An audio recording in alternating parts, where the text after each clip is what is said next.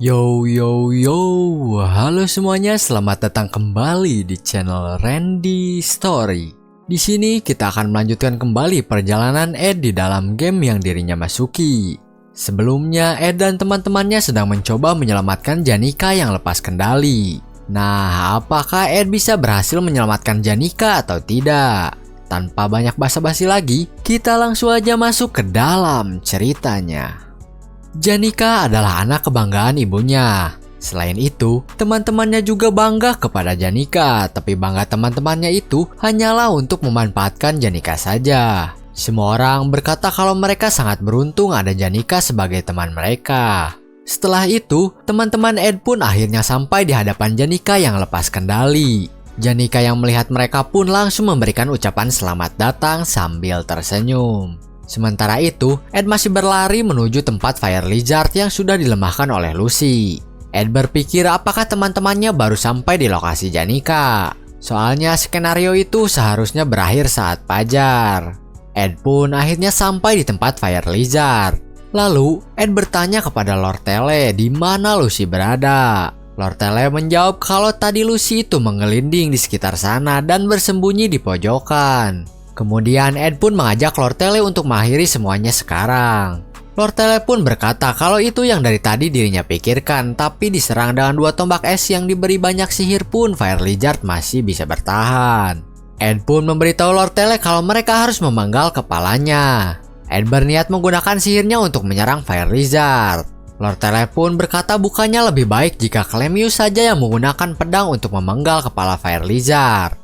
Ed menjawab memangnya saat ini Clemius bisa melakukannya. Lord Tele pun menjawab sepertinya tidak bisa. Kemudian Ed berkata kembali kalau dirinya akan bertanggung jawab dan mengakhiri semuanya. Jadi Ed minta tolong kepada Lord Tele untuk menghentikan pergerakan dari Fire Lizard itu. Ed juga mempertaruhkan hidupnya kepada Lord Tele, jadi Ed harap Lord Tele bisa melakukannya dengan baik. Lalu Lord Tele berkata kalau Ed membicarakan soal tanggung jawab dan pertaruhan dengan begitu santainya. Padahal yang akan mereka lakukan itu adalah taruhan yang tidak tentu. Ed menjawab kalau semuanya itu bukan taruhan, tapi itu adalah investasi. Setelah mendengar Ed berkata investasi, Lord Tele pun jadi bersemangat karena itu adalah keahliannya. Kemudian Lord Tele pun langsung mengeluarkan magicnya. Lalu Ed pun maju ke arah Fire Lizard. Sementara itu, Clemius masih terus-terusan berlarian ke sana kemari karena ketakutan. Ketika Ed sudah ada di hadapan Fire Lizard, dirinya langsung mengeluarkan magicnya. Lalu tiba-tiba sesuatu yang aneh pun muncul. Ed yang melihatnya pun langsung tahu kalau itu adalah tangan kanan Glaskan, sang spirit yang mengendalikan Janika saat ini. Ed menyimpulkan kalau Taylor dan kelompoknya saat ini sedang memasuki fase terakhir, jadi keadaannya seharusnya berjalan sesuai rencana. Tapi, waktunya tidak pas karena perhatian semua orang pasti akan teralihkan pada pemandangan aneh tersebut. Namun, Lord Tele tidak membuat kesalahan apapun di tengah kekacauan yang terjadi dan langsung menyerang Fire Lizard. Sehingga Ed pun tidak boleh melakukan kesalahan juga, lalu berlari ke arah Fire Lizard untuk merapalkan magicnya. Magic Ed pun berhasil menembas leher Fire Lizard sehingga Fire Lizard pun akhirnya berhasil dikalahkan. Oleh karena itu, semua stat yang dimiliki Ed pun meningkat. Setelah itu, Ed pun melihat ke suatu tempat. Ternyata di tempat tersebut ada Taylor yang berusaha menyerang tangan Glaskan dan berhasil menghancurkannya. Ed berpikir kalau Taylor benar-benar bertindak layaknya seorang tokoh utama. Kemudian, semua orang pun melihat ke arah langit dan skenario penyelamatan Janika pun selesai.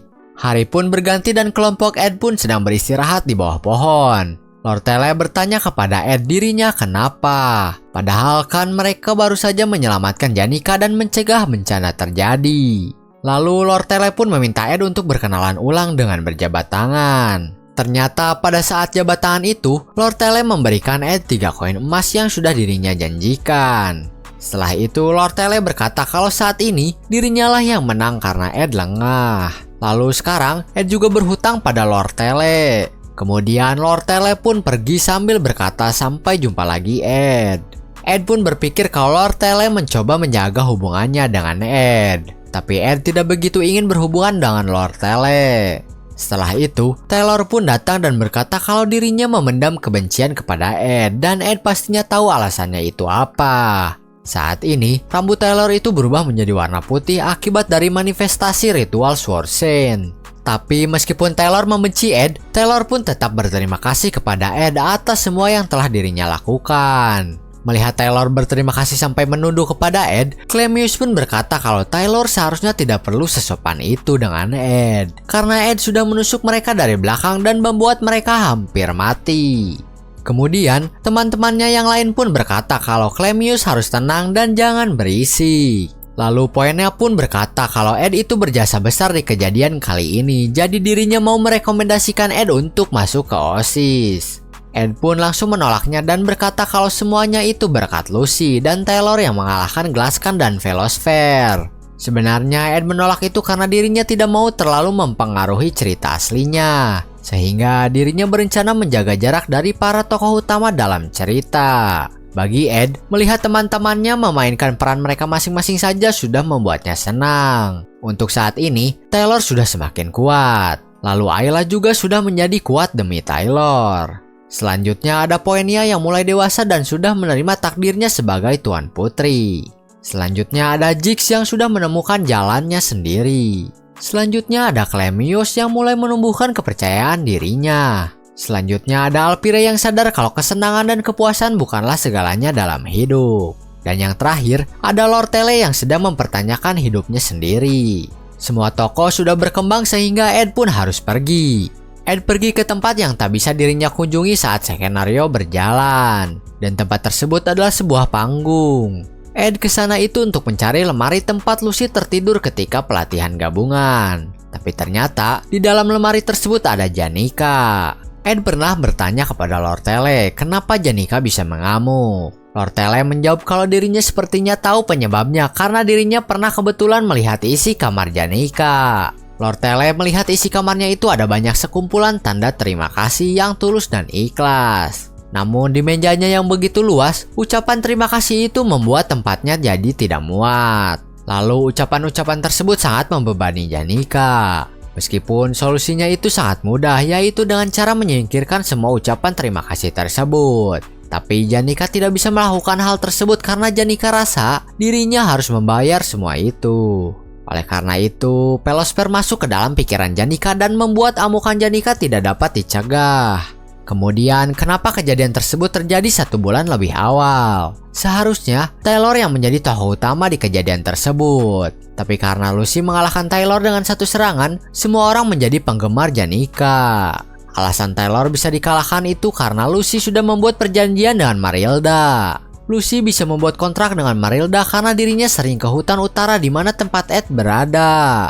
Karena Lucy rasa itu tempat yang cocok untuk tidur siang.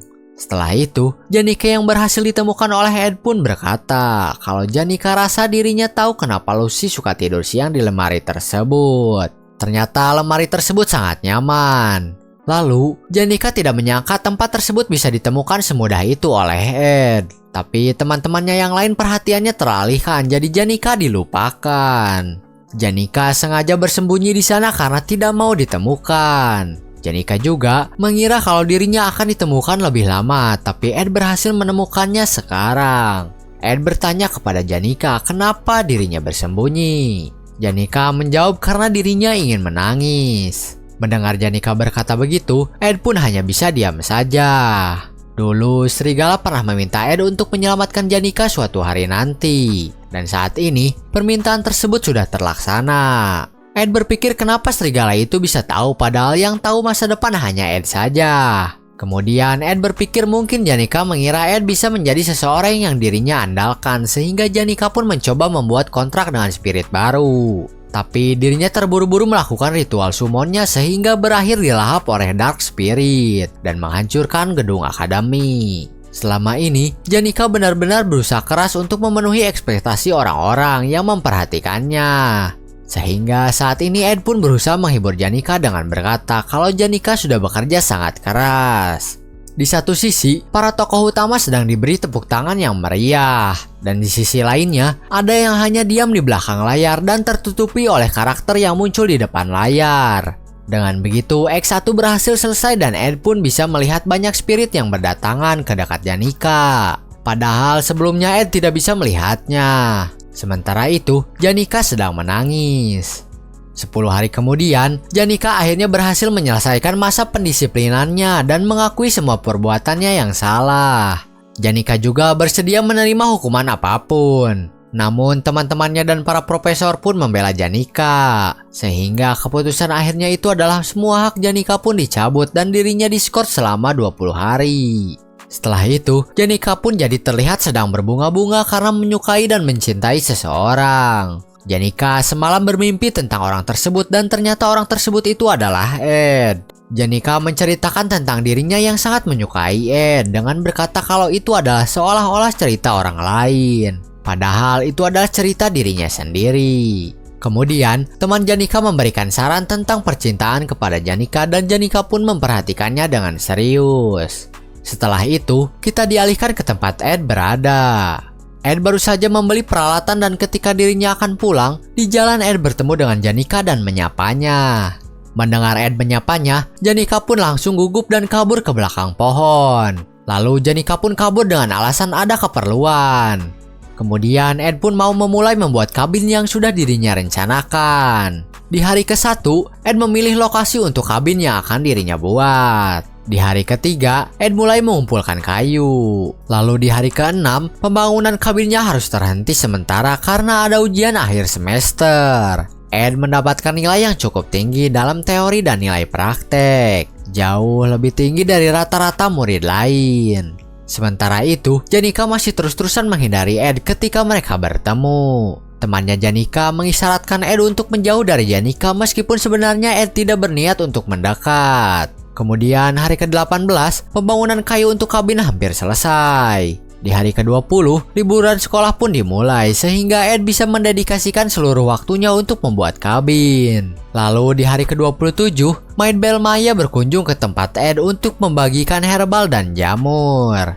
Di hari ke-30, satu dinding kayu yang telah dibangun Ed runtuh karena Ed tidak membuat pondasi yang kokoh. Ed pun bertemu dengan Janika kembali di dekat asrama dan Janika masih saja menghindari Ed. Setelah itu, di hari ke-37, Jix pun datang untuk membantu Ed membangun kabinnya.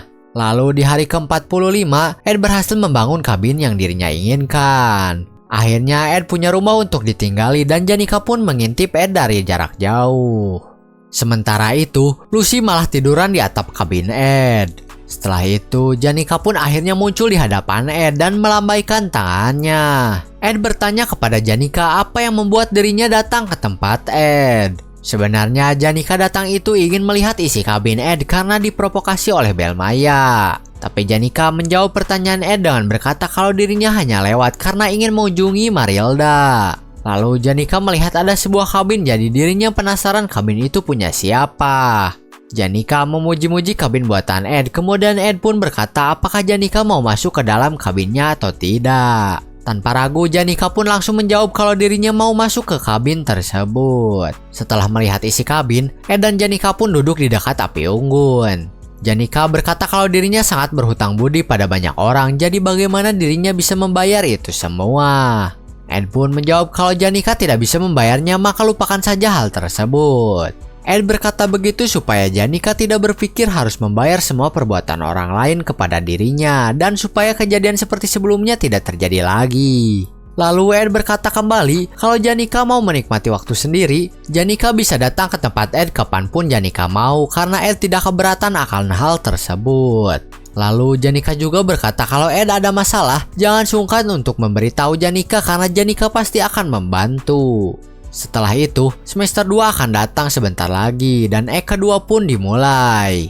Murid-murid tingkat atas di akademi seakan-akan seperti para bangsawan. Tempat duduk diprioritaskan, kebebasan jam makan, pelayan pribadi, dan kenyamanan lainnya juga ditingkatkan. Semua itu dimulai saat liburan berakhir dan semester pun dimulai. Hujan deras mengguyur bagian barat daya benua. Akademi biasanya menyediakan kereta kuda dan kapal untuk murid-murid yang kembali ke akademi. Akademi juga akan membiarkan murid datang terlambat beberapa hari tanpa adanya penalti. Tapi saat ini, semua murid peringkat rendah sedang cemas karena ada penalti yang akan mereka terima jika melewati batas masa kembali ke akademi.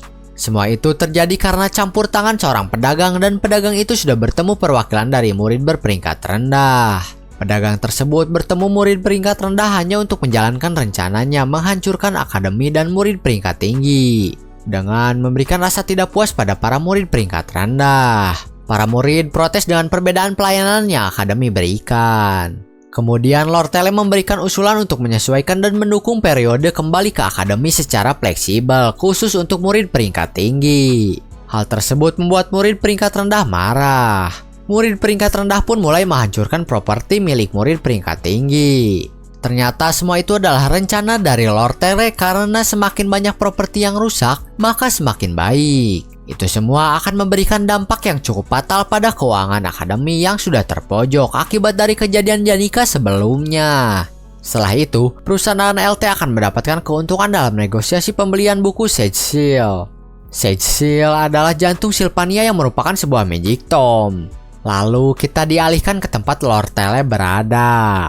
Hujan yang sangat deras membuat Lord Tele mengingat masa lalunya di mana dirinya dulu kehujanan di luar. Lord Tele mengakui kalau dirinya sudah melakukan perbuatan yang kotor dan ternoda. Lord Tele berpikir apakah ada orang yang akan menerima dirinya yang kotor dan ternoda di tempat yang dipenuhi oleh orang-orang yang bersinar. Semua itu Lord Tele lakukan untuk bertahan hidup dari kenyataan yang menyedihkan.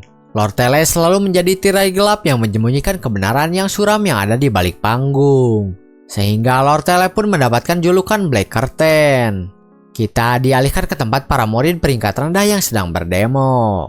Mereka sudah tidak tahan dengan perlakuan yang tidak adil terhadap mereka karena mereka semua sedang berada di akademi. Jadi seharusnya kesetaraan itu harus ada. Di cerita aslinya, tokoh utama itu seharusnya menghentikan kejadian tersebut. Tapi di ek ini, akan ada mid boss yang nantinya akan membantu murid peringkat rendah untuk menghalangi tokoh utama.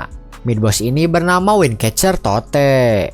Tote mengejek Taylor sebagai murid yang gagal. Dirinya dengan mudah disuap oleh Lord Tele karena mempunyai dendam kepada kelompok Taylor yang mengalahkannya. Peran Tote ini adalah mengalahkan pelayan yang menjaga pintu masuk dan membukanya. Setelah pintu terbuka, para murid peringkat rendah pun bisa masuk. Ternyata Ed lah yang bertugas menjaga lantai 1 kali ini dan bukan Tote. Lalu kita dialihkan kembali ke keadaan 2 hari yang lalu sebelum insiden itu terjadi. Supaya kita tahu kenapa Ed bisa menjadi penjaga menggantikan Tote. Ed tidak berbakat dalam skill combat. Setiap kali dirinya pergi berburu, dirinya selalu memaksakan diri untuk menggunakan busur panah. Bahkan setelah 1 semester pun, skill panah Ed tidak meningkat. Apalagi baru-baru ini terkadang banyak pengunjung yang datang ke tempat Ed. Karena orang yang tahu tempat tinggal Ed semakin bertambah. Di antara para pengunjung, ada 3 orang penting yang sering datang. Yang pertama itu ada Lucy yang merupakan magician jenius. Yang kedua adalah Janika yang merupakan murid peringkat atas di kelas 2 dan seorang pengguna spirit yang handal. Dan yang terakhir adalah Lord Tele yang merupakan dalang di balik layar pada ek kedua kali ini. Lord Tele datang menemui Ed untuk meminta bantuannya karena dirinya mencari orang-orang yang berguna untuk menguasai Opilis Hall, tempat orang-orang berperingkat tinggi. Kali ini sebenarnya Ed tidak berniat untuk terlibat dan berniat menolak semua tawarannya. Tapi jika Ed tidak terlibat, maka skenario-nya tidak akan berjalan lancar. Lord Tele memberitahu Ed kalau Tote pingsan sehingga Ed pun panik dan harus mengambil tindakan. Sebelumnya Tote mengejek Taylor di hadapan semua orang, tapi Jix datang dan langsung memukulnya untuk membela Taylor. Oleh karena itu, Tote pingsan dan tidak bisa menjalankan tugasnya. Lord Tele meminta Ed untuk menggantikan tugas Tote yang dimana dirinya harus membukakan pintu untuk murid-murid berperingkat rendah supaya bisa masuk. Lord Tele meminta Ed untuk mengganti Tote itu karena Lord Tele akan merahasiakan hal tersebut kepada akademi. Kemudian, Lord Tele pun memprovokasi Ed dengan berkata apakah Ed tidak mau balas dendam kepada akademi setelah diusir dari Opilis Hall. Ed pun berkata dirinya tidak punya niat seperti itu. Tapi Ed ingin mendengar tawaran Lord Tele terlebih dahulu. Lalu Lord Tele pun memberi tawaran 20 koin emas kepada Ed. Tanpa pikir panjang, Ed pun langsung menyetujuinya, tapi dirinya hanya akan melakukan tugas tersebut secukupnya saja, supaya ceritanya tidak menyimpang. Keesokan harinya, sehari sebelum insiden dimulai, Ed sedang berpikir tentang skenario di ek kedua ini. Insiden Opilis Hall itu terjadi sebelum kontes Sage Scroll dimulai, dan Lord Tele berusaha mengancam finansial akademi. Jika skenario-nya berjalan sesuai rencana, Lord Tele akan berhasil dalam konspirasi yang terjadi. Sehingga Lord Tele pun akan membuat sebuah kelompok kepentingan independen di dalam akademi dengan nama Faction. Selain itu, Lord Tele juga akan membuat pasukan perlawanan terhadap OSIS. OSIS itu adalah kelompok yang idealistis dan Faction adalah yang realistis. Tapi pada akhirnya, kelompok yang Taylor pilih yang akan menjadi pemenangnya. Jadi Ed berniat bergabung dengan pihak yang kelihatan akan menang. Kemudian Janika pun datang ke tempat Ed. Di sini Janika menawarkan bantuan kepada Ed. Setelah itu, Janika bertanya kepada Ed apakah Lucy sering melakukan hal seperti berdiri diam saja di atas atap sambil hujan-hujanan.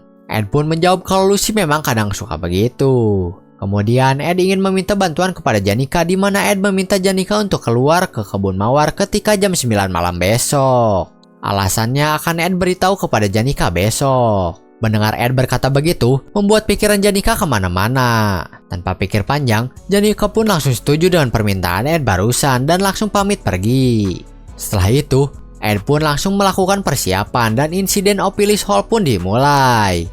Semua murid peringkat rendah pun mendemo di luar gedung meminta keadilan. Lalu Ed pun membuka pintu masuk supaya mereka bisa masuk. Setelah itu, Ed pun pergi untuk memeriksa lingkaran sihir proteksi yang dipasang di kamar para murid. Lalu Lord Tele pun muncul di hadapan Ed. Ternyata, dari tadi Lord Tele menyaksikan situasinya dari luar. Lord Tele berkata kalau setelah staf mulai ikut campur, keadaan akan cepat terhalang. Jadi mereka perlu melakukan tugasnya segera sebelum itu terjadi. Lalu Lord Tele pun tiba-tiba bertanya kepada Ed apakah dirinya pernah membunuh seseorang atau tidak. Ed menjawab kalau dirinya belum pernah melakukan hal tersebut. Kemudian Lord Tele berkata kalau dirinya juga belum pernah melakukan hal tersebut. Tapi Lord Tele sudah sering melakukan hal yang serupa untuk bertahan hidup. Untuk bertahan, Lord Tele harus menginjak-injak orang lain dan menusuk mereka dari belakang supaya tidak dikhianati. Lord Tele tidak punya pilihan selain harus begitu. Kemudian Lord Tele bertanya kembali kepada Ed apakah dirinya sudi bersimpati pada orang seperti itu. Ed menjawab kalau dirinya tidak sudi karena Lord Tele harus bertanggung jawab atas keputusannya. Lord Tele berkata begitu itu untuk mencari orang yang serupa dengan dirinya, tapi orang tersebut bukanlah Ed. Kemudian Lord Tele pun pamit karena dirinya harus pergi dan melakukan tugasnya. Setelah itu, tahap selanjutnya adalah perwakilan murid peringkat rendah akan membuat lingkaran sihir penghalang di Opilis Hall berkecambuk. Sehingga nantinya perwakilan murid akan dilindungi oleh segala macam sihir pertahanan dan menjadi bos lantai 4. Kemudian, Ed berniat duduk manis melihat saja dan menunggu Taylor masuk. Jika Ed membuang waktu sedikit saja, Taylor pasti akan naik ke lantai 2 dengan cepat. Setelah itu, kita dialihkan ke taman mawar tempat Janika berada, yang dimana itu adalah tempat yang Ed minta Janika datangi. Di sana ada sebuah catatan dari Ed yang berisikan dirinya akan datang telat karena ada urusan mendadak. Janika yang membacanya pun mengira kalau Ed sedang menyiapkan sesuatu yang istimewa untuk dirinya. Janika pun setia menunggu Ed datang. Sementara itu, Taylor dan kelompoknya baru akan mencoba untuk masuk ke gedung. Tanpa basa-basi, Alpira pun langsung menerobos pintu masuk dan melihat ada Ed di dalam. Taylor bertanya kenapa Ed bisa ada di sana. Ed pun diam saja tidak menjawab pertanyaan Taylor. Kemudian Alpira pun berkata apakah Ed berniat menghentikan mereka. Ed pun menjawab kalau mereka tidak akan bisa lewat sana. Oleh karena itu, kelompok Taylor pun langsung bersiap untuk bertarung melawan Ed.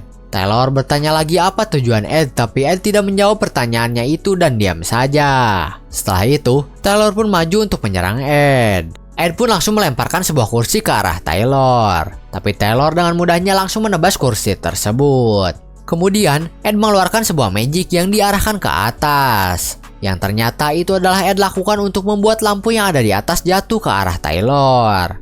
Taylor yang sadar dengan hal tersebut pun langsung mundur menghindari lampu yang jatuh itu.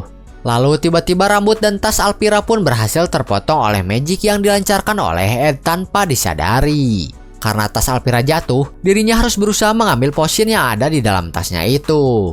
Tapi Ed tidak membiarkan Alpira begitu saja dan langsung mengeluarkan magic api supaya Alpira tidak bisa mengambil potionnya. Alpira tidak mengira kalau Ed bisa melakukan semua itu. Sementara itu, Clemius sedang ketakutan mendengar suara aneh dari sihir penghalang. Mungkin cukup sekian untuk video kali ini. Kita akan bertemu lagi di video selanjutnya untuk kelanjutan dari kisah Ed, di mana dirinya saat ini sedang mencoba mengulur waktu agar Taylor dan kelompoknya tidak cepat naik ke lantai 2. Lalu apa yang akan terjadi terhadap Ed selanjutnya? Kita nantikan saja di video selanjutnya. See you in the next video. Bye-bye.